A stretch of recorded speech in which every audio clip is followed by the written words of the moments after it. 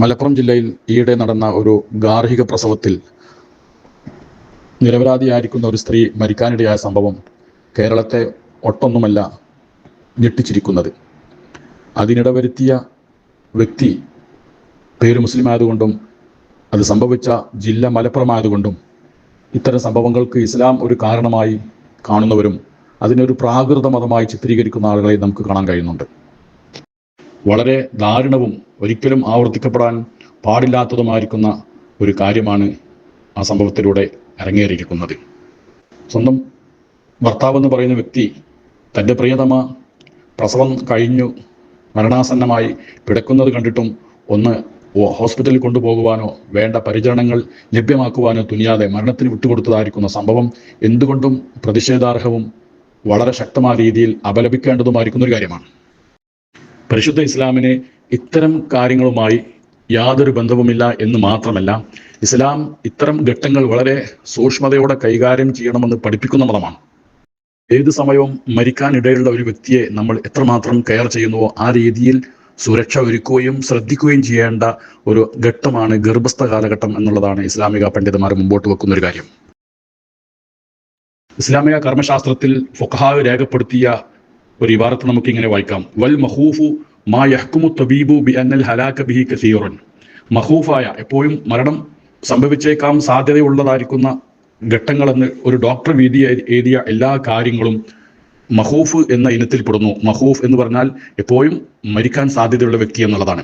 എന്നാൽ ഒരു ഗർഭകാലഘട്ടത്തെ, ഒരു സ്ത്രീയുടെ ഗർഭകാലഘട്ടത്തെ ഇസ്ലാം ഇത്തരത്തിലുള്ള ഗർഭം ധരിച്ച് 6 മാസം പൂർത്തിയായി കഴിഞ്ഞതിന് ശേഷം ആ സ്ത്രീയെ എപ്പോഴും നമ്മൾ ശ്രദ്ധിക്കേണ്ടതാണ്. വേണ്ട സുരക്ഷകളൊക്കെ ലഭ്യമാക്കാൻ നാം എപ്പോഴും റെഡി ആയിരിക്കണം എന്നുള്ളതാണ് ഇസ്ലാമിക കർമ്മശാസ്ത്രജ്ഞന്മാർ മുമ്പോട്ട് വെക്കുന്ന ഒരു കാര്യം. എപ്പോഴും 6 മാസം മുതൽക്കാണോ അല്ലെങ്കിൽ 6 മാസം പൂർത്തിയായി 7 പ്രവേശിച്ചതിന് ശേഷമാണോ, അതല്ല, ഒരു സ്ത്രീ ഗർഭധാരണം തുടങ്ങിയത് മുതൽക്ക് തന്നെ അവൾ ഈ കെയർ അർഹിക്കുന്നുണ്ട് എന്ന അഭിപ്രായ വ്യത്യാസങ്ങളൊക്കെ തന്നെ പണ്ഡിതന്മാർ ചർച്ച ചെയ്യുന്നുണ്ട്. ഏതായിരുന്നാലും ഷാഫി മദ്ഹബിൽ പണ്ഡിതന്മാർ പറയുന്നത്, ഒരു സ്ത്രീ ഗർഭവേദന അനുഭവിക്കുന്നത് മുതൽക്ക് അവളുടെ മറുക് വേർപിരിയുന്നത് വരേക്കും വളരെയധികം കെയർ അർഹിക്കുന്ന എല്ലാവിധ സുരക്ഷകളും ലഭ്യമാക്കേണ്ട, ഉറപ്പുവരുത്തേണ്ട ബാധ്യത അതുമായി ബന്ധപ്പെട്ട രക്ഷിതാക്കൾക്കുണ്ട്. ഇസ്ലാമിക പണ്ഡിതർ ഒരു ഗർഭസ്ഥ കാലഘട്ടത്തെ എങ്ങനെ കാണുന്നു എന്നുള്ളതിന് ഉദാഹരണമായിട്ട് നമുക്ക് ഫിഖ് ഗ്രന്ഥങ്ങളിലെ ഇബാറത്തുകൾ നമുക്ക് മനസ്സിലാക്കാൻ കഴിയും. വൽ മഖൂഫു കഇസ്ഹാരിൻ മുതതാബിഇൻ വഖുറൂജ് തആമി ബിശിദ്ദത്തിൻ വവജ്ഇൻ ഔ മഅദമിൻ മിൻ ഉളുവിൻ ശരീഫിൻ കൽ കബദി. ഭയപ്പെടേണ്ട, എപ്പോഴും മരണം ഭയപ്പെടേണ്ട ഒരു ഘട്ടം എന്ന് പറയുന്നത്, ഭയപ്പെടേണ്ട വ്യക്തികൾ എന്ന് പറയുന്ന അല്ലെങ്കിൽ ഭയപ്പെടേണ്ട രോഗങ്ങൾ എന്ന് പറയുന്നത് തുടർച്ചയാക്കുന്ന വയറിളക്കം, കഴിക്കുന്ന ഭക്ഷണം അതേപടി പുറത്തേക്ക് വരുന്ന രീതിയിലുള്ള അല്ലെങ്കിൽ ശക്തമായ വേദനയോടുകൂടെയുള്ള അല്ലെങ്കിൽ രക്തം പുറത്തേക്ക് വരുന്ന രീതിയിലായിരിക്കുന്ന വയറിളക്കം, അല്ലെങ്കിൽ കരൾ പോലെയുള്ള ആയിരിക്കുന്ന അവയവങ്ങളിൽ നിന്ന് രക്തം പുറത്തേക്ക് വരിക തുടങ്ങിയതായിരിക്കുന്ന അത്യന്തം ഗൗരവതരമായിരിക്കുന്ന രോഗത്തിനോടാണ് ഗർഭസ്ഥ കാലഘട്ടത്തെ ഇസ്ലാമിക ഫുഖഹാക്കൾ ഉപമിക്കുന്നത് എന്ന് നമുക്ക് കാണാൻ കഴിയുന്നതാണ്. വഖതൽഖി ഹാമിലിൻ, ഒരു ഗർഭസ്ഥ സ്ത്രീയുടെ പ്രസവ വേദന പോലെ ഇതും ഭയപ്പെടേണ്ട ഒരു ഘട്ടമാണ്, ലാഘവത്തോടെ കൈകാര്യം ചെയ്യേണ്ടതല്ല എന്ന് അവർ വ്യക്തമാക്കുന്നു. വൈൻ തകറത്ത് വിലാദത്തുഹ, ആ സ്ത്രീ എത്ര പ്രസവിച്ചാലും ശരി, ആദ്യത്തെ ഒരു പ്രസവത്തിൽ 2 പ്രസവത്തിലും 3, 4 ഒക്കെ പ്രസവിച്ചവളാണ്, വീട്ടിൽ നിന്ന് പ്രസവിച്ചവളാണ്, അതുകൊണ്ട് ഇപ്രാവശ്യം അങ്ങനെ തന്നെ ആയിരിക്കുമെന്ന് ഒരു ഭർത്താവിന്, ഒരു രക്ഷിതാവിന് കരുതാൻ ന്യായമില്ല. ആ ന്യായങ്ങളൊക്കെ തച്ചുടക്കുന്ന രീതിയിലാണ് ഇസ്ലാമിന്റെ ഫുഖഹാക്കൾ കാര്യങ്ങൾ വ്യക്തമാക്കിയത്. വൈൻ തകറത്ത് വിലാദത്വ, ആ സ്ത്രീ എത്ര പ്രസവിച്ചാലും പ്രസവിക്കാനാകുന്ന സമയത്ത് എപ്പോഴും മരണത്തിന് സാധ്യതയുള്ള ഘട്ടങ്ങളാണെന്ന് കരുതിയിട്ട് വേണം ആ സ്ത്രീയെ പരിചരിക്കേണ്ടത്. ആ വിധത്തിൽ നാം എല്ലാവിധ സുരക്ഷയും ലഭ്യമാക്കേണ്ടതാണ് എന്ന് പണ്ഡിതന്മാർ വ്യക്തമാക്കുന്നു. എന്തുകൊണ്ടില്ല അൽമിഹത്തിരിഹി, ആ പ്രസവത്തിന്റെ കാര്യം വളരെയധികം ഗൗരവമുള്ളതായതുകൊണ്ട് തന്നെ എത്ര പ്രസവിച്ചാൽ പോലും ഒരു പ്രസവത്തിന്റെ സമയത്ത് ഒരു സ്ത്രീ എല്ലാവിധ കെയറും അർഹിക്കുന്നുണ്ട് എന്ന് പണ്ഡിതന്മാർ വ്യക്തമാക്കുന്നു.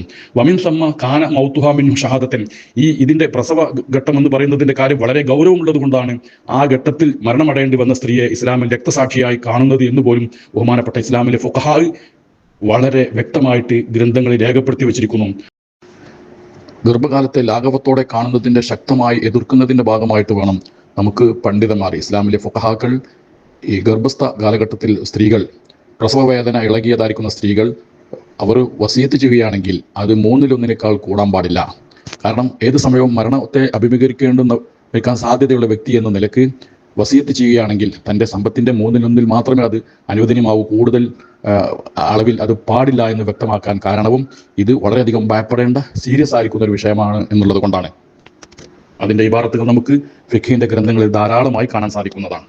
അതുകൊണ്ട് തന്നെ ഇസ്ലാമിന് അല്ലെങ്കിൽ ഇസ്ലാമിക കർമ്മശാസ്ത്രങ്ങൾക്കോ ഇസ്ലാമിന്റെ വിധിവിലക്കുകൾക്കോ ഇത്തരം ലാഘവത്തോടെ കൈകാര്യം ചെയ്യുന്ന ഇത്തരം സംഭവങ്ങളുമായി യാതൊരു ബന്ധവുമില്ല എന്ന് നമുക്ക് വ്യക്തമായി മനസ്സിലാക്കാൻ സാധിക്കുന്നതാണ്. ഇതിന്റെ പേരിൽ ഇസ്ലാമിനെ പ്രാകൃത മതമായി അവതരിപ്പിക്കാൻ ശ്രമിക്കുന്നവർ എന്താണ് ഇസ്ലാമെന്ന് ശ്രദ്ധിക്കണമെന്നുള്ള കാര്യമാണ് ഇവിടെ ഉണർത്താൻ ആഗ്രഹിക്കുന്നത്. റോട്ടിൽ ഒരു ആക്സിഡന്റിൽപ്പെട്ട് ആസന്ന നിലയിലായ ഒരു വ്യക്തിയെ ആരെങ്കിലും വീട്ടിലേക്ക് കൊണ്ടെത്താൻ ശ്രമിക്കുമോ, അല്ലെങ്കിൽ അത് വേഗം ഹോസ്പിറ്റലിലേക്ക് അതിന് ബന്ധപ്പെട്ട ചികിത്സ ലഭിക്കുന്ന സ്ഥലത്തേക്കാണോ കൊണ്ടുപോകാൻ ശ്രമിക്കേണ്ടത്? അത് പറയേണ്ട ആവശ്യമില്ല, ഏതൊരു ബുദ്ധിയുള്ള വ്യക്തിക്കും അത് മനസ്സിലാക്കാൻ സാധിക്കും. എന്നാൽ ഇത്തരമൊരു ഘട്ടത്തിൽ വളരെ ലാഘവത്തോടെ വിഷയങ്ങൾ കൈകാര്യം ചെയ്തുകൊണ്ട് സ്വന്തം ഭാര്യയെ മരണത്തിന് വിട്ടുകൊടുക്കുന്ന ആളുകൾ ഇനിയെങ്കിലും അവർ മാറി ചിന്തിച്ചെങ്കിൽ എന്ന് ആശിച്ചു പോവുകയാണ്.